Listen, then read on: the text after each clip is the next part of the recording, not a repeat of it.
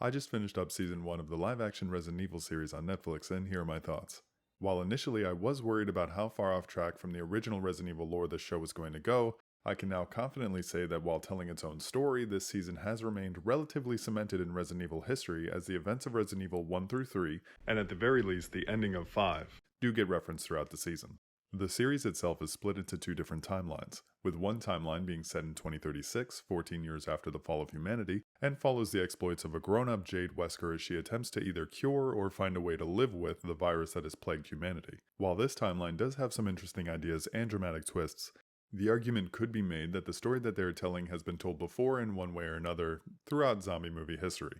That being said, there are a few action sequences that should have long-term Resident Evil fans feeling some serious joy. No pun intended. The second timeline is set in an Umbrella-run community aptly named New Raccoon City, no foreshadowing there, and is set in 2022. This storyline follows a young Jade and her twin sister of a different embryo, Billy, as they work to uncover the secrets of Umbrella and their father, Albert Wesker, and just how they are interwoven into this web of lies. This timeline proved to be the highlight for me, with plenty of dramatic twists and turns to keep me thoroughly engaged throughout, to the point where I might audibly groan as it cut away to the much more cut and dry story of the future Jade, whose main character trait seems to be her need to save humanity, no matter how many mistakes she makes along the way, that might have been avoided if she just stopped and took a breath. Overall, I thoroughly enjoyed Season 1, and although the 2036 timeline could have done with some tightening up, or some more exposition to make me feel more connected to the characters, the 2022 storyline was more than enough to keep me engaged throughout.